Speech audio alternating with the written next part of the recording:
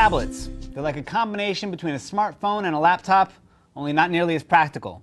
But so what? The whole world has iPad fever, and you want to know what other tablets are out there, which ones are the best, and what to avoid.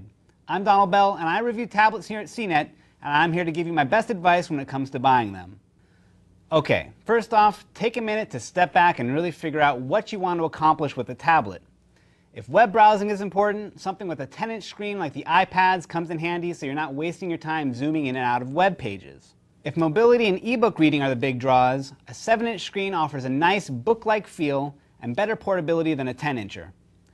For all the fun stuff, music, video, games, and apps, Apple just dominates. There's no contest. If you're on a budget, don't rule out the iPod Touch. It doesn't have the iPad name or the size, but at its core, it's essentially the same thing. On the other end of the spectrum, if you really want to use a tablet for business and traditional document and spreadsheet editing, Windows-based tablets and convertibles are still your best option.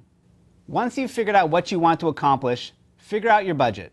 If it's $400 or less and you're hoping to get more than an e-reader with some email, web, and media playback capabilities, you're probably going to be disappointed. Apple priced the iPad with a pretty tight margin in order to dominate the market, and it worked. So far, products I've seen in that $200 to $400 range have all cut corners somewhere. Also, keep in mind that you can still get a decent laptop or netbook in that $500 to $800 range. Sometimes people get so focused on the tablet, they forget that laptops offer a much better value.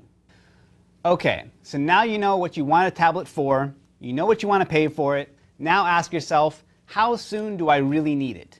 If you gotta have it, that's fine. If you're thinking about the iPad and you don't want to buy one right before they come out with a new one, know that Apple typically releases on a yearly cycle. They kicked off with an April release and they'll probably keep to that each year.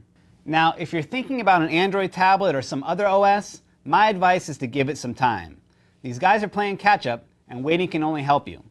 For 2011, RIM's got their BlackBerry Playbook, HP has their rumored WebOS tablet, and Google is promising a tablet-optimized version of Android.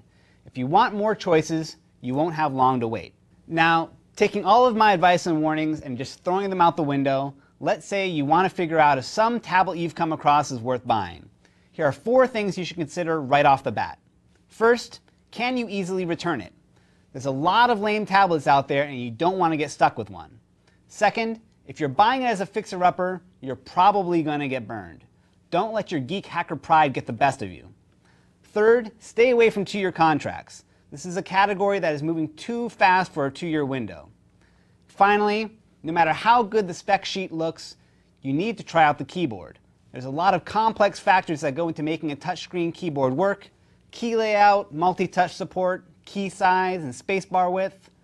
Even among Android devices, everyone seems to do it a little bit differently. If it's not jiving with you, it's a deal breaker. So there you go. That's all of my tablet buying wisdom condensed under 5 minutes. For CNET.com, I'm Donald Bell.